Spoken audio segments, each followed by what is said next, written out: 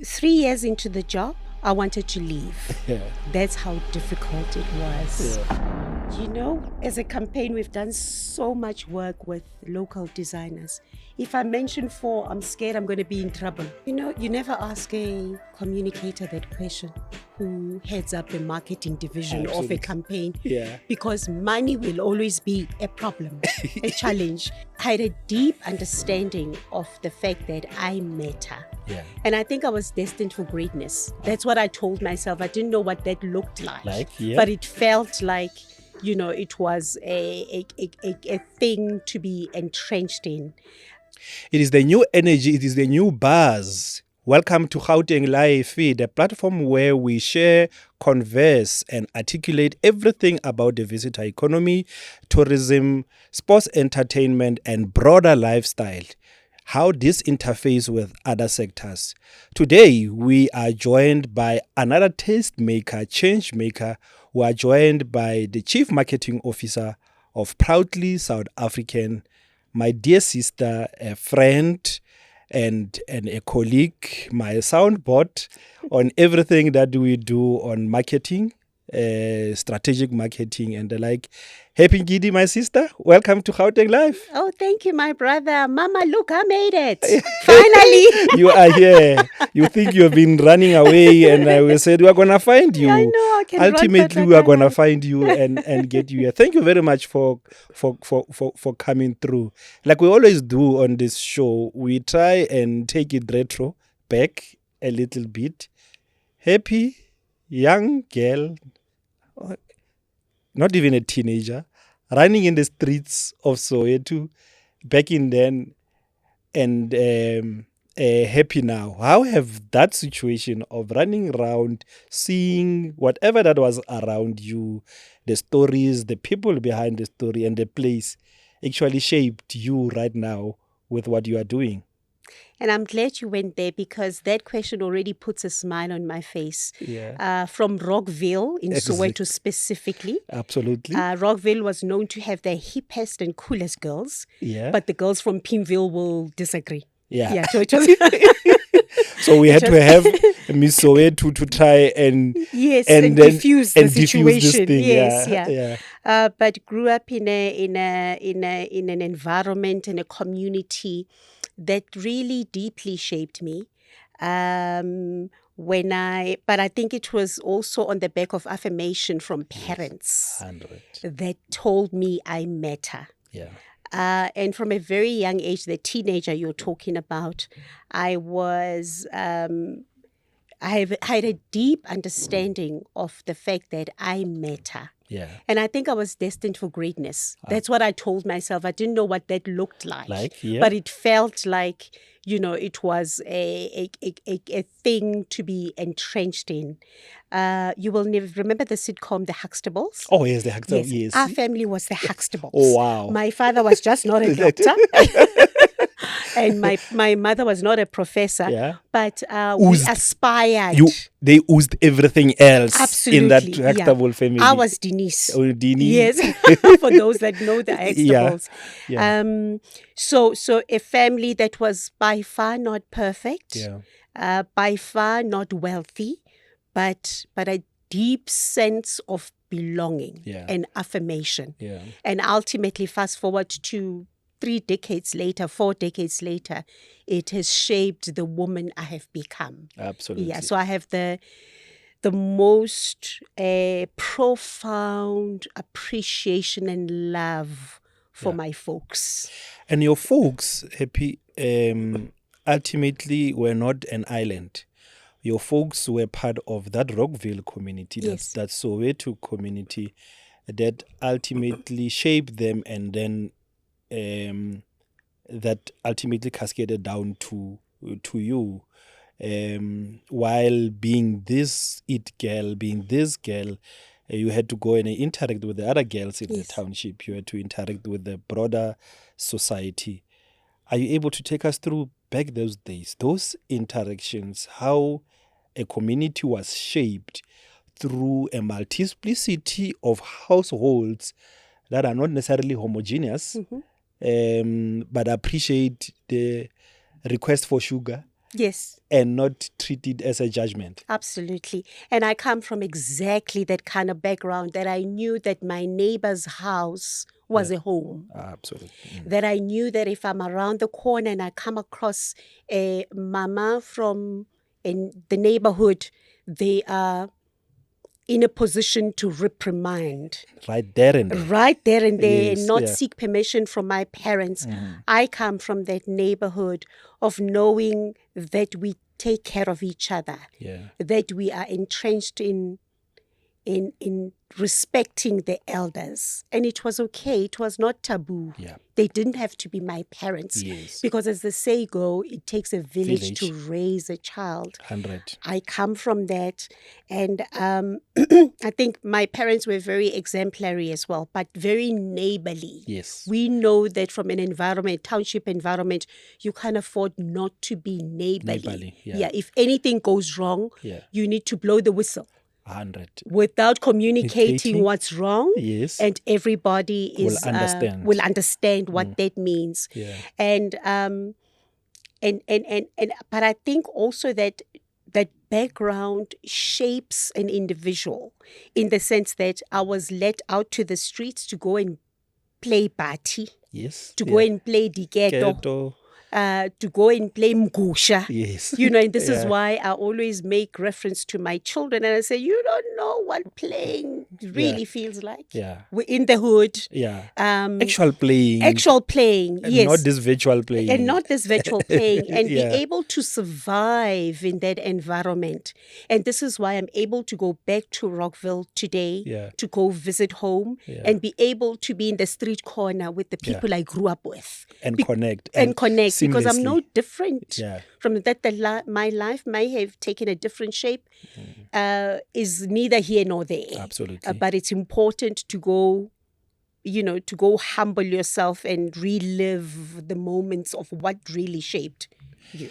And those connections that you were able to seamlessly interface with, build, I guess is those connections that carried you through into a corporate world, into the world you find yourselves in now, because you are able to say at a time the kids playing, connecting, interfacing. You're not connecting, interfacing as professionals or as or the director of marketing at Coca-Cola or this at that.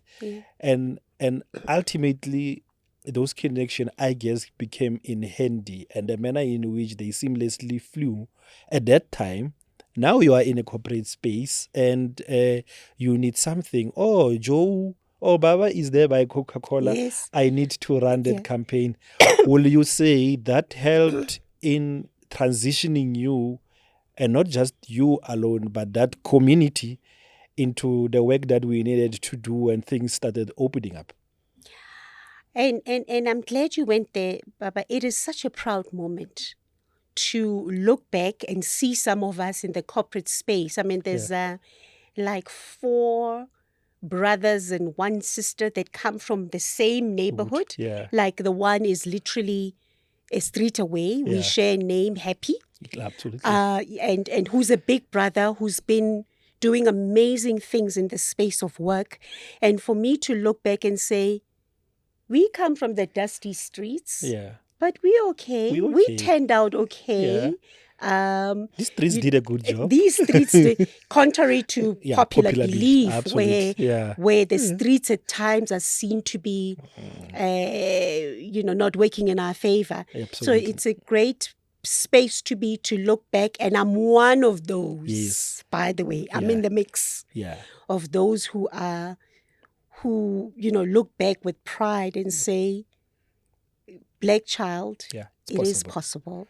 Yeah, and I guess that desire, and we might want to bring this back now, and that desire to make it, that desire to follow through your parents, teachings, and even do better, that desire to still give high fives to your friend, to your neighbor, and truly celebrate their achievement. That desire where it builds competition, but progressive competition. Utswile number 2 ko sekolong, and ngwana ko next door ke number 1. Number 1. Yeah. You are all celebrated, but they still remind you that you can still be number 1, so that this community can then celebrate the number 1. Will you say that has created, that pioneering drive? And I've always say, Soweto, for example, that's one of the unique things that makes it stand out, that is able to accommodate, all these things. A section of Mahipis, completely different to what other sections offer. But everybody united behind this Soweto, identity. Will you say that also contributed in creating this multiplicity of stars, and tastemakers that are found in a location like that?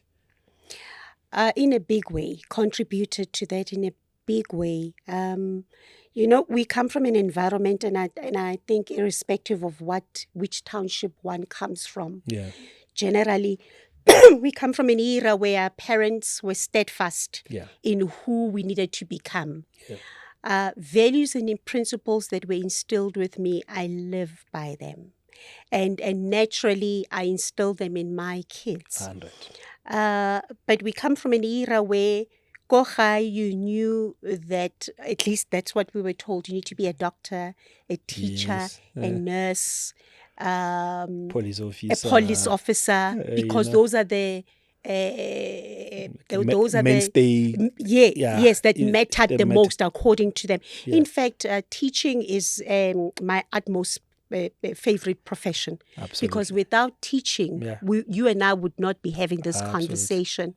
I do think that teachers must be celebrated whatever more, maybe I must say that in moderation. Appreciated more. Better, Yes, absolutely. But I was also given carte blanche to be the best that I am. I was always a different kid at home. My we 3 siblings. I'm the eldest. My sisters are very traditional. Employed, safety, comfort. I'm the budding entrepreneur. The rebel. I'm the rebel. in a good way. In a good way, though. When I said to my father, when going to tertiary, I wanted to go get a degree and be a communicator. He was distraught. Mdungwa. Communicator. He says, you and I are communicating now. What kind of communication are you going to go get at varsity? And study. And how is that going to pay the bills? Can you just not get a proper job where somebody... Then I opened a restaurant. And on the night of the big opening, I invited my parents naturally. My father called me aside. First of all, he's whispering. My dear, it's okay for you to introduce me to your boss. I want to tell him, assuming it's a man. It's a man already. Yes. I want to tell him that you were brought up in a good home, that he must take care of you. And I said, but I'm the boss. He says, I will not love you any less if you introduce me to your boss. Because in his headspace, I cannot have a full restaurant of pink, green, yellow, purple on people. Your own. On my own, and I call myself a boss. You are still daddy's little girl. I'm still daddy's little girl. I can't be, operating at that level of authority as a woman who he brought up. But with that said, with time, he started having a great appreciation of his contribution to the young woman that he brought up, and to the values and principle he instilled in me, to the confidence he helped me build. 100. And that doubt, let's call it doubt, and that constant pestering, and you reciprocating by explaining, assuring, and being assertive. Surely it also contributed towards him and probably many of his cahoots appreciating and taking it more, on a positive side. Yes. Because that's where the communication happens. That's where the teaching happens, and without being disruptive. Yeah. Without questioning, why are you asking me? Yes. By just sharing, by just showing, by just doing the work. And do we find that still permeating right now in the world of communication, or is that what causes a communication discord right now? Both. Yeah. In a way. I will tell you this, is that it is as kids, as children who didn't fall from a tree, Yeah. who come from a culture of respect, guidance, being able to be teachable, we give so much profound pride Yeah. to the folks. They might not have the adequate words to communicate it, but it's the little things that makes it all so worth it. Yeah. And so communication, I can tell you that guy, my father, took credit for everything I did. Yeah, it was about him. Yes. Yeah, I forgot that I Yeah. existed. In fact, it took, and I always share the story, that his demise and his passing, for me to understand that my biggest fan in the world, that I will probably never have again, was him. Yeah. I would be sitting with you here doing this podcast, and it would be live, or doing a television interview. He would phone me 13 times. And when I get off, because he's an old man alone at home, I would phone him back to say, are you okay? Mbulazi, what's going on? He would say, my dear, why did you not answer that call? Because that presenter is trying to trick you. Yeah. I was trying to guide you how to answer. Daddy. You know what? And I'm like, but we are live. I can't take a call. Well, but do they not know who your father is? That time no one knows. But that's not the point. That's not the point, But we'll always be there, always got your back. Yes, always. And always. So from the restaurant, and to, other blazing spaces, I see you are black and white, to the colors of Metro FM. And you starting, being amongst the pioneers of the Metro FM Awards, and many others, that transition, Happy, to what we have painted, to now a national space, but a national space that still retain the township soul, the township flair, the street creed, but that wants to instill that, outside the borders of Johannesburg, Soweto, that wants to interact with King Williamstown, that wants to interact with Mthatha, that wants to interact with Rustenburg, with Polokwane, the same way, and create this network, obviously build out of the foundations like your Radio Bob and the like, and contemporary, urban, even if not every space is urban, but this urban culture that you've brought in with the teachings from Soweto, with the Bowandi, and them there, and now moving into that place. Are you able to take us through that, and how that actually transitioned, and what made it easier, if it was easy, and what was tough? It's a very heartwarming situation to look back at the transition and the evolution of my growth. Yeah. And it's touching that you must mention Brawandi. Yeah. I've always been big on learning from those who are ahead of me. And I think that's what has shaped me. I was in the whiskey business Yes. with the likes of Ntate Miki Baloi, Yeah. who used to say, hey, get next knee, man. You get next knee fan whiskey knee. Yes, a Popeye. You know, as a Popeye, exactly. Yeah. And I would take my space, but I would reach out to him with an intention to learn. Yeah. And he embraced me as his own daughter, so to speak. And that shaped my career. That whiskey brand I handled back then Yes. generated revenue where my bosses would say to me, how do you manage to get into the office of the president and sell him Royal Salute? Royal Salute. Exactly, Yeah. you know? Yeah. Which then transitioned into other spaces of the work. You mentioned the black and white team. Team, yes. The best time I had there, where when I walked away from that environment, I looked back and I knew that I left the place different from how I found it. Yeah. And I'm always driven by that. I was tasked with the responsibility to handle a huge brand. And don't be modest, Baba. Tell our people that we worked together there. No, absolutely, like we always do. We worked together there. Our brands did collide in a great way. Yeah. And it was such an environment that allowed me to grow and turn a music awards property into the most sought after, into an annual date with audiences around the country.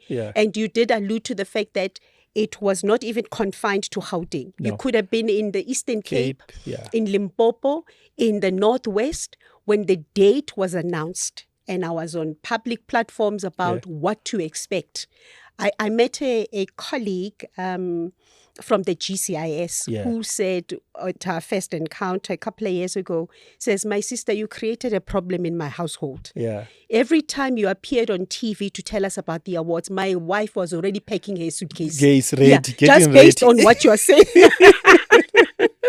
That's the power of communications, though, and I'm happy, looking back, and that's why we celebrate you, we appreciate you, because these are the milestones, but also the learnings. And sometimes people get information not just through books, but by through interactive platforms like this, but by also seeing the person still alive that they could walk to, the person still making a difference and a change in another space. Let's now dive into your current job and Babes Wamaloka.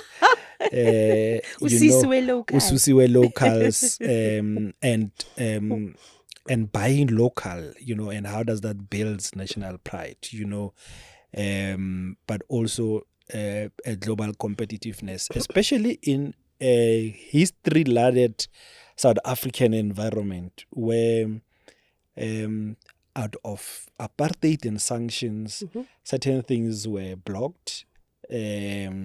Therefore, even when we were creating for our own markets were blocked, deliberately so.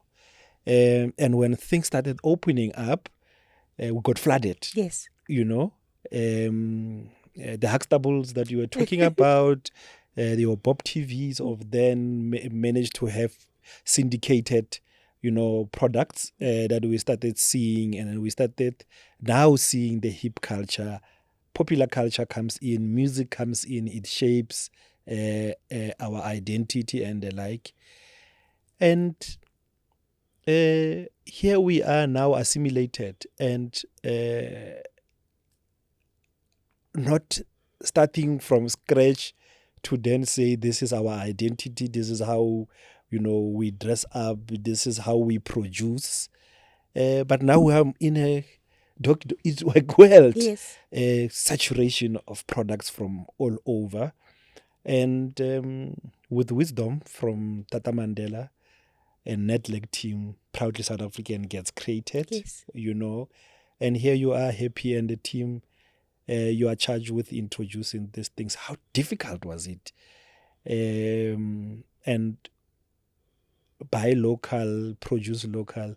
What was local then? 3 years into the job, I wanted to leave. Yeah. That's how difficult it was, Yeah. because changing mindset takes time.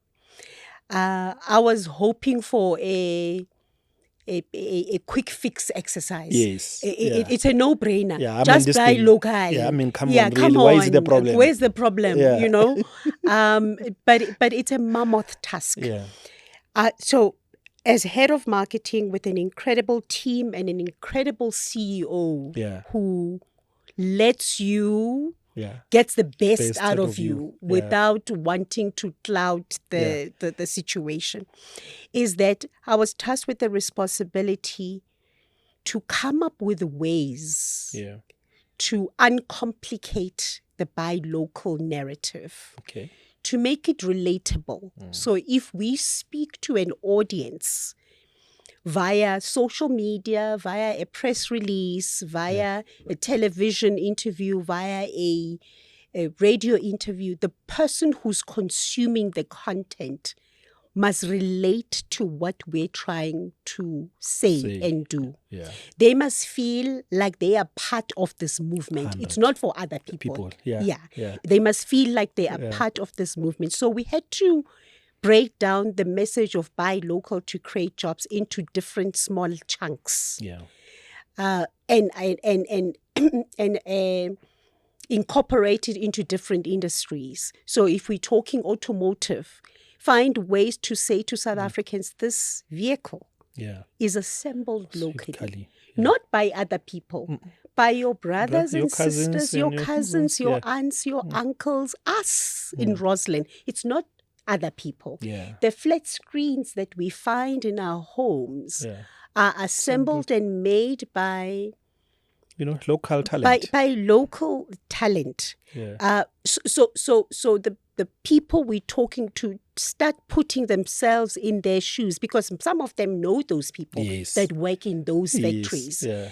And so we had and in typical South African language we say kuningi, Yeah. siyagowisha, Eish, too much. daily siyagowisha. Yeah. So we had to find lifestyle driven. People are attracted to beautiful stories. Absolutely. If they Yeah. understand that this water bottle Yeah. is manufactured in South Africa by an ordinary South African, and in the course of making this water bottle, 5 jobs were created. Yeah. That's a feel-good story. Yeah. They see themselves They in see that themselves. water bottle. It evokes patriotism, like Yeah. you alluded to earlier Yeah. on, but it also evokes a sense of pride, Yeah. where we can showcase our skill Yeah.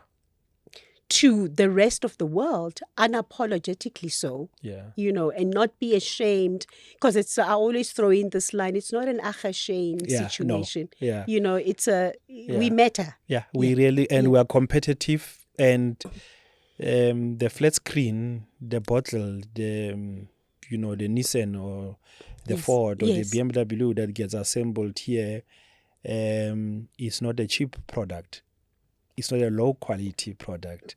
It meets standard. Its quality assured.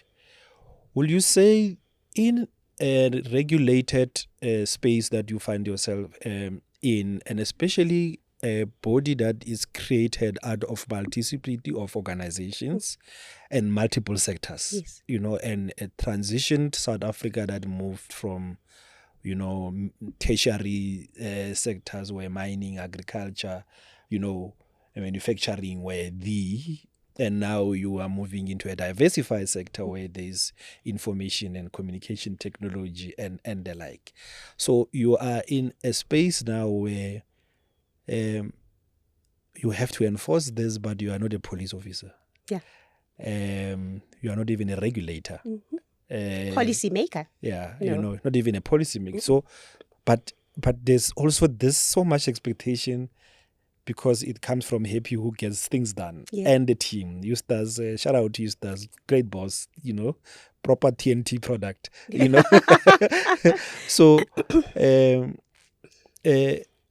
now you are in this space. the people that have been making cars in Rosalie have been making cars for donkey years. And now there's this standards, things that needs to be met. How challenging that was, and how have you guys as an organization been navigating this role towards ensuring that there's compliance, there's uptake, but not in an enforcement manner, but in a manner that appreciates, the value and the outcome.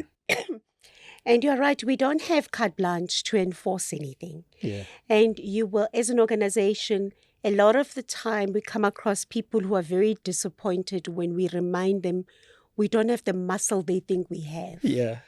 Yes, we have a credible voice that matters in rooms and it's in spaces that are critical. But we can't play the police. Yes. Like you say, we can't enforce anything. For example, in the private sector, we can only speak to their patriotic side. To say private sector, localize in the midst of doing your business. Localize as much as you can. We can kind of like have a tougher voice when it comes to government because they are the biggest spender from a procurement perspective. To kind of like force them to do right things by the economy and by the people of and the Republic. Structure doesn't, always favor that. Yes, it doesn't always favor that. So it's always been very, very difficult. We celebrate our 25th year of existence this year. Wow. As a baby of Nedlek and Madiba, like you said earlier on. We've made inroads in the last 10 years. Every second person you come across, if you say proudly South African, they at least see their logo in their head. We've come a long way. We are nowhere where we could potentially be, but we've made inroads that we are proud of. But it didn't just take us, Baba. I have to say this. It took stakeholders like Gauteng, to collaborate with and use your network and assets and everything. Many stakeholders who have taken us a notch up in our effort to do the localization work in the country. Engaging without power, while you have soft power, it's a crucial thing. As we look at this clip while we are taking a break, let's continue our conversation and touch as we come through on the next issues like tariffs and the way forward for Proudly South African. Let's take a short break. There's a voice that is calling, loudly calling, day by day, the voice of the future. When I started my business, all I wanted was to create jobs and a legacy for the next generation because I see opportunity when others see impossibility. It all started with a thought and then a seed in the garden, which grew into my very own farm that feeds the whole nation daily. Cotton, silk, and a little bit of treasure, I create masterpieces that give South Africans an identity, comfort, and confidence, because when you look good, you feel good. From the factory workers to the warehouse and then over the seas, I want to show the world what proudly South African looks like. It all started with just some ink on paper and inspiration to bring people together. With my furniture, I now help create spaces that are beautiful, comfortable, and authentic to human light and connection. I've always been driven by curiosity. It fueled my dreams to create automobiles that accelerate our nation into greater possibilities and the beauty of the unknown. I was born into a rainbow nation. My life has been full of colors and mixed flavors. And when I started my bakery, I wanted to share that joy with the world and with South Africans in particular. All I ever dreamt of was to be a bird and fly high. And now I have the wings to help others fulfill their dreams of flying high too. But it can only be a dream until you make it a reality. All they need is your faith, your trust, your loyalty, your appreciation. And most importantly, your support. Because supporting local businesses helps create jobs and secures our future. South Africa, their future is in your hands. So what are you going to do about it? Be proudly South African. Buy local to create jobs.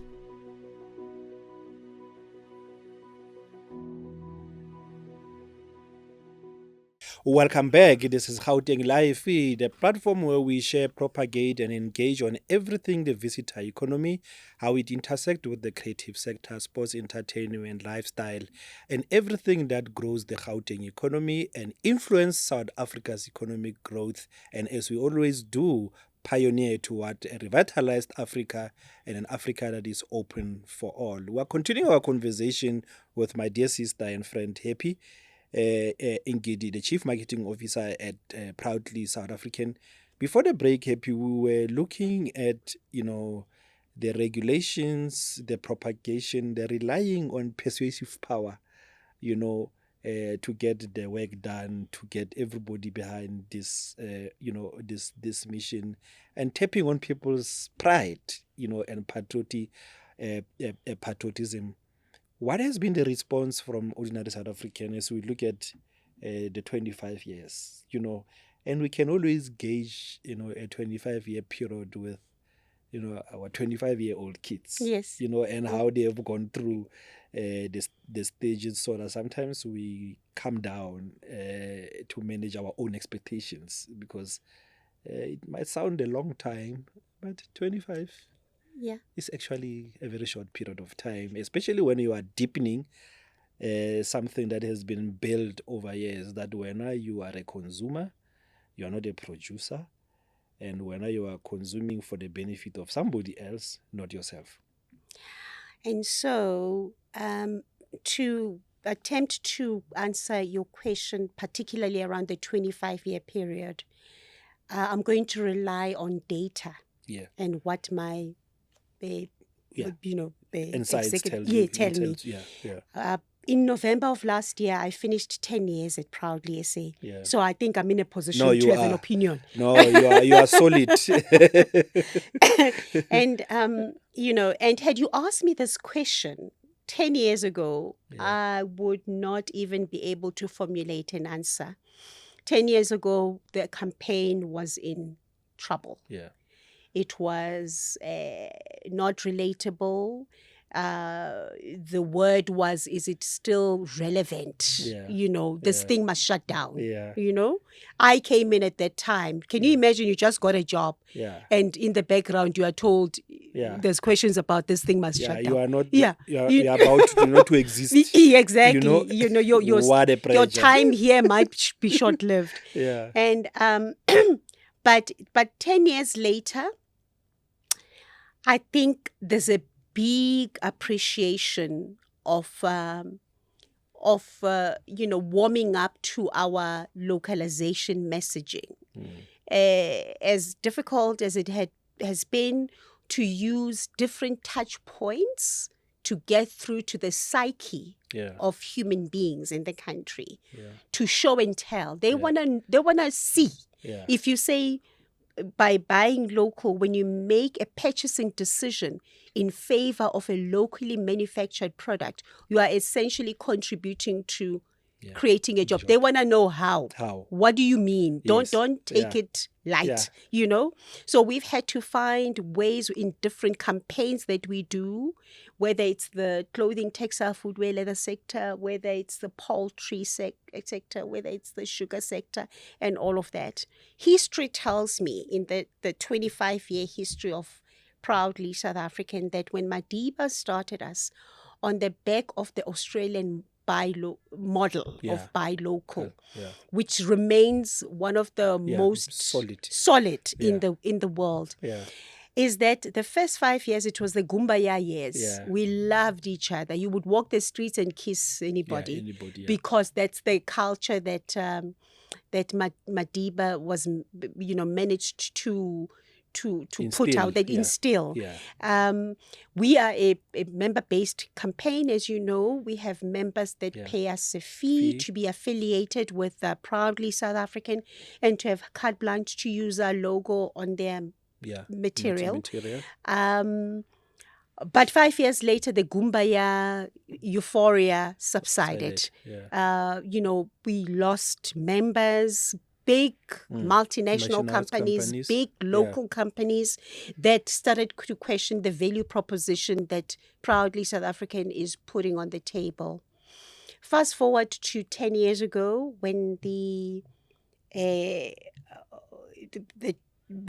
were blessed with a new chairperson, and the CEO was tasked with the responsibility from being a CFO to CEO, and brought in a executive team, which I'm part of, to really change things around for the good. It's such a beautiful place to be, to know that one was instrumental and was part of the team that made it all happen. And reshaped. And reshaped how people engage with buying local, appreciating local, supporting local, recognizing local, and embracing local. And I'm glad you touched on these things, and you being membership based and coming up from the different sectors, and I know you are treating all the sectors equally, but where are you seeing most appreciation in terms of the sectors that you are dealing with, and any specific example? There's a sector that is very close to my heart, but I won't touch on it because I'll be very biased. Okay. But the once people understand the economic impact there is when you support the poultry sector, or the sugar sector, or the clothing sector, or the cement sector, then they generally start supporting that specific sector. Ours is to craft messages that unpacks it, so it's easy for them to relate to it. Yes. Yeah. So there's a house that I'm staying in. Built out of the cement from this proudly South African company that is showing no cracks, that is standing tall. It becomes an easy relatable to speak about, that construction and that cement and the like. Is that the line? That's exactly the line, yeah. So it can't be an industry that is perceived to be boring and is not critical and is not important in the economic landscape. If people relate to it, what does it do for me? Absolutely. So the cement space creates a safe space by way of building a home. And people then start having an appreciation of that. Let's jump into your supportings, like brands, sectors that does the work you do. I know part of your challenge might be the confusion people have between yourselves and brand SA. Oh, yeah.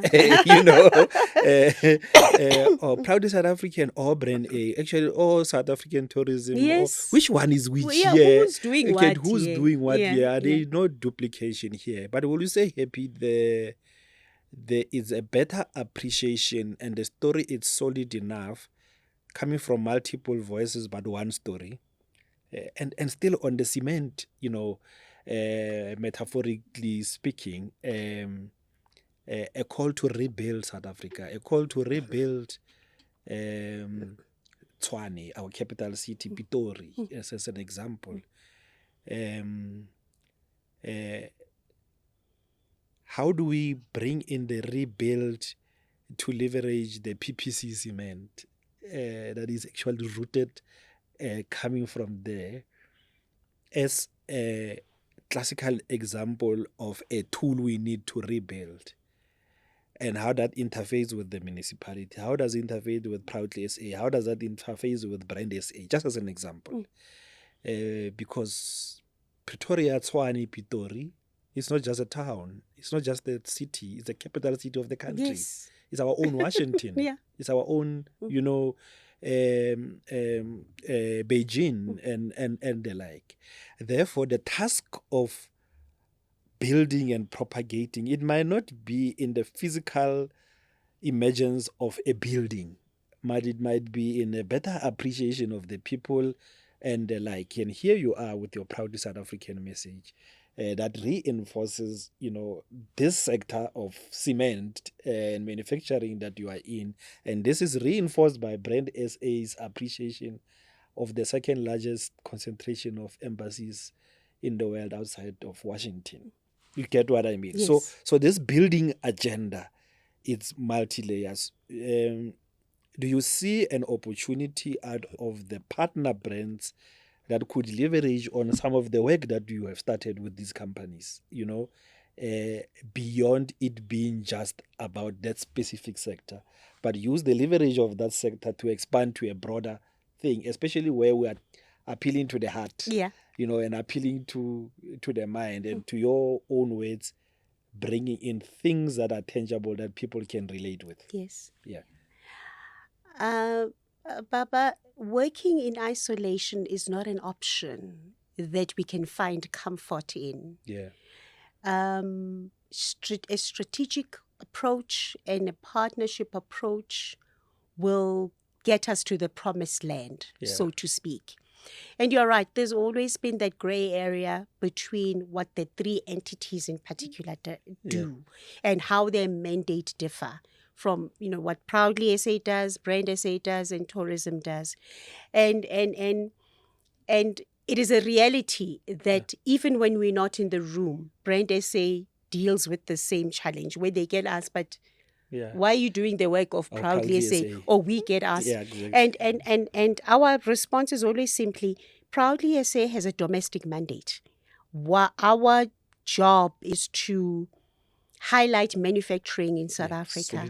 Solidify at home, package the stories for Brand SA to take them to the global space and say to businesses out there, like multinationals, this is why you need to invest in South Africa. And tourism is about saying it's a good place to showcase and visit. And, so in the earlier days, we did a tripartite tour where we were engaging media in different roadshows about about how we differ, but how we interlinked. Absolutely. We cannot work in isolation.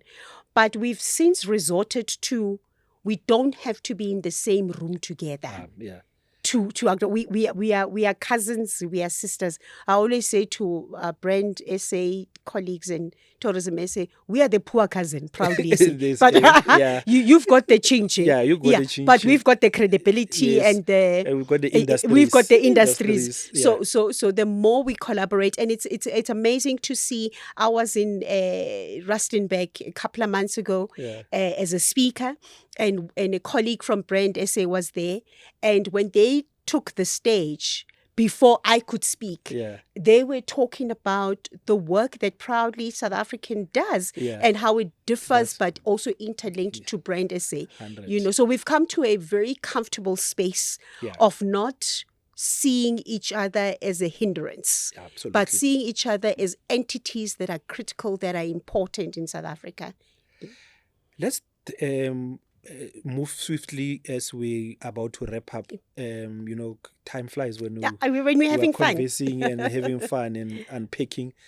We can't, conclude this conversation without dealing with the elephant in the room. I mean, the global tariff wars, and I guess it's something that you and your team and the collective and the entire network battles with, especially right now when they are used, as a tool to show dominance, and they are just applied randomly. There's no conversation, there's no consultation, take it or leave it, and in the space that you are in, where we are continuously looking for markets, you are advocating and propagating the story, the domestic story, our markets, our sectors, that it's solid, it's competitiveness. But it's like playing for Dobsonville swallows and you think you are the best. You must test yourself in the continent. You must test yourself, in the global markets. And that's where our competitiveness shines through. Yeah. And here is the world that we are supposed to, you are building towards competing in, is unpredictable. Yeah. You are unable to shape up any specific strategy. There's just tariffs put in. You are assembling cars, you are doing all of those things, you are hit by 50% tariffs. How is this really now reshaping your strategy, and how yourselves and partners are helping South African industries to be resilient and future-proof? And we all know the elephant in the room is that there's one special guy somewhere in the world who's very special.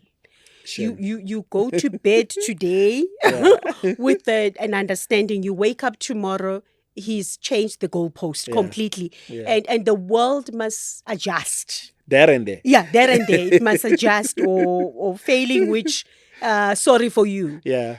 And so what we've opted to focus on as Proudly South African is the opportunity that lies in the mess. Absolutely. Because in all honesty, there is. The crisis, there's always an opportunity. In fact, COVID taught us that in the midst of a global disaster that wiped out communities, there was opportunity there. In the absence of imports and exports for a period of time, we ate as South Africans. We were putting on clothes as South Africans, though we had nowhere to go, but that's not the point. No, we had our own hiking places to go anyway. Yes, we explored our country absolutely. more. The economy still functioned somewhat. So with the tariffs that are imposed on us every 5 seconds, the opportunity there is to strengthen as an economy our localization efforts. Can agree more. I mean, in fact, localization is on the back of a proven phenomenon that localization works for that particular space, for the country, for the economy. Whether it is wars or everything else, now focus is now domestic. Yes, absolutely. Because you have no other choice, as opposed to trying to fight the person who's lost their mind, who sits in the Oval Office. The attention should be, how do we strengthen our localization commitments and efforts as an economy?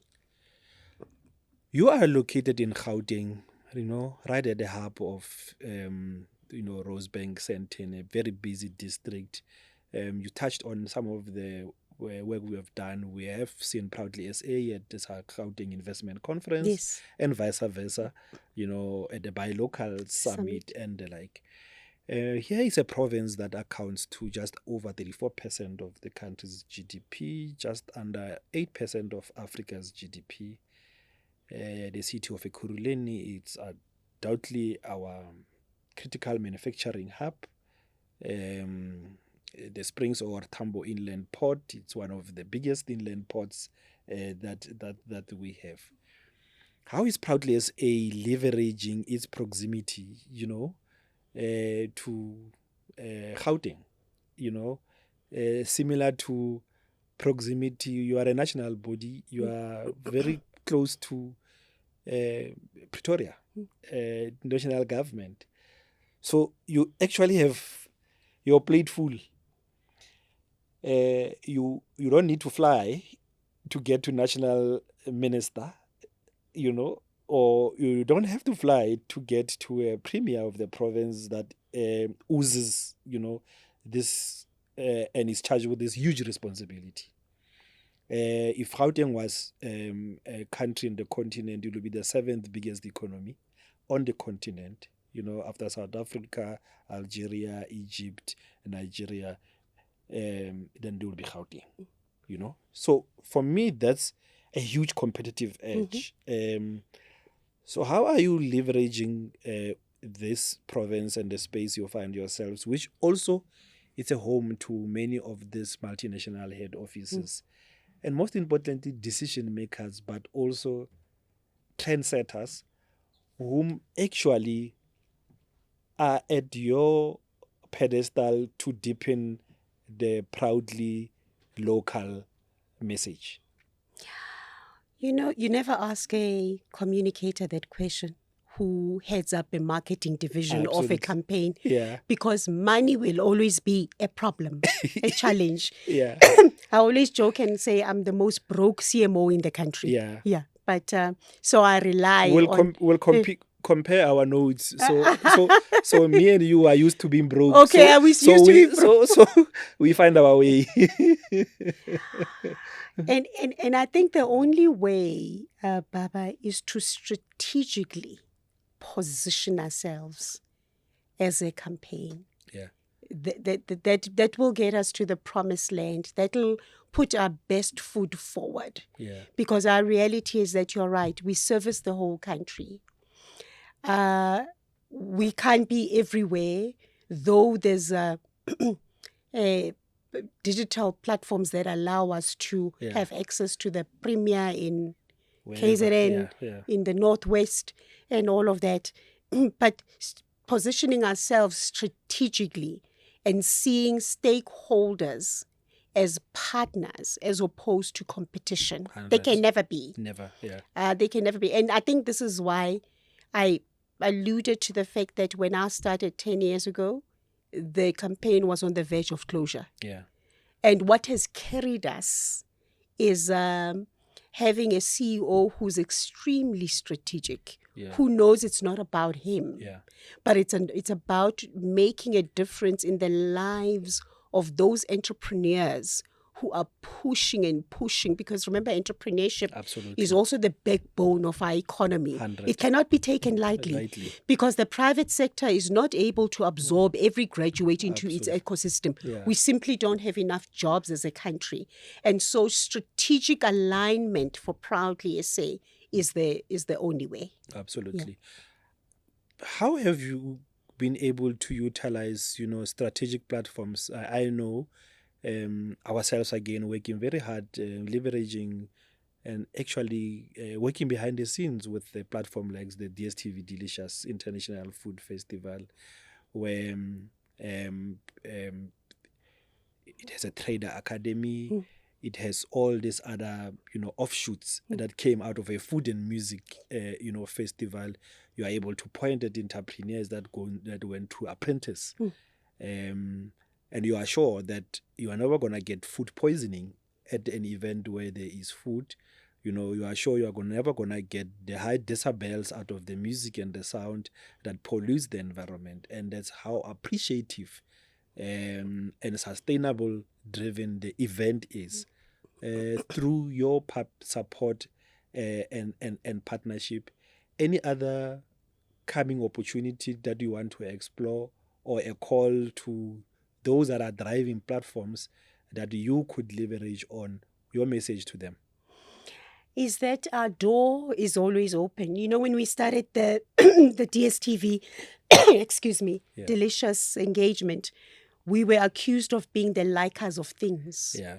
But we kept our eye on the price. And the eye on the price is that a couple of years later, it is so heartwarming to hear an entrepreneur that says, through this opportunity at Delicious via Proudly South African, I was able to open 2 more shops at a mall in Soweto, and was able to employ 12 more people to run those shops, the business with me. Yeah. So heartwarming to hear a hammer making lady saying, I started my hammer business in my garage at home, but now we've built a factory that produces this authentic South African beverage. Yeah. So it's about the life-changing moments we've seen through a platform like that. And what I do want to say to anybody who may be sitting there, out there, listening to the conversation we're having now, is that Proudly South African's door is always open. We cannot be everywhere and we can't know everything. And we're not complacent that we've arrived. So if you have an opportunity like that, whether in any industry within the 26 designated industries in South Africa. Yeah. Come knocking at our door, and we are very keen to collaborate, to work in an effort to make a difference. With all this history, with all this background knowledge, Happy, your advice to young professional marketers, brand professionals, you know, as they now navigate this, you know, different world we find ourselves in, competing priorities, budget shrinking, AI, you know, being in there, but also the fight of creativity vis-a-vis quality and authenticity. I want to touch on two things. The one is, and I did mention that in a conversation earlier on, that I've always been shaped and driven by learning from those who were ahead of me. Yeah. That's what young people need to do. Yeah. Because you don't know. Yeah. Okay? You don't know. But you can learn from those who are ahead of you, who have walked the journey before. And don't be in the social media space with hundreds of thousands of followers just to participate in challenges. Yes. Yeah. The dance challenge. Yeah, or the cooking The cooking. of the food that doesn't even look tasty. Yes, or the Jerusalem the thing. challenge. Be in those social media spaces to find mentors. Yeah. I have 4 mentees. Yeah. And the reason why I have a responsibility to mentor young people is because when I was young, somebody mentored me. 100. I have a responsibility to give back, not to just tick a box, but to really hear young people and see them. And I guess ultimately it's about the ability to balance creativity and strategic impact. Yes. Be in the socials, network, so that you are able to have impact, but the impact must be measurables.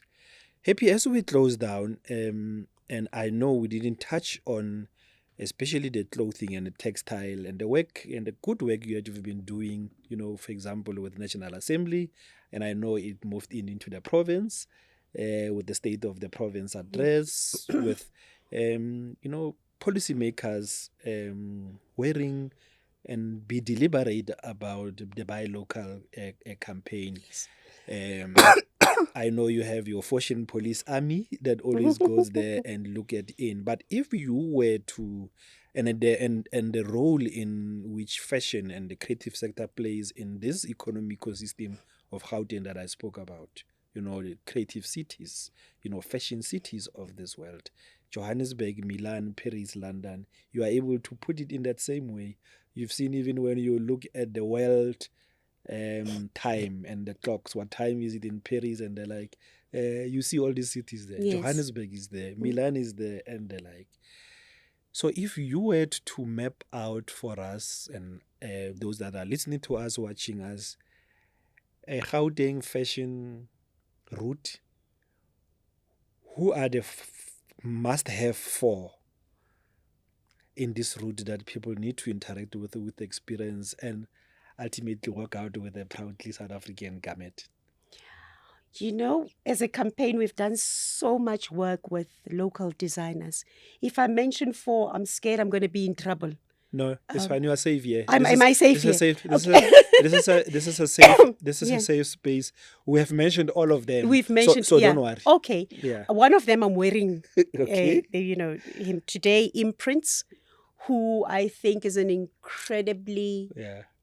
talented, creative mind, Yeah. who has claimed his space in the clothing, textile, footwear, leather sector, which is labor intensive, employs a lot of people. The value chain is massive. Massive. The god of fashion, David. Yeah. We cannot have this discussion without mentioning him Absolutely. in that discussion. That discussion.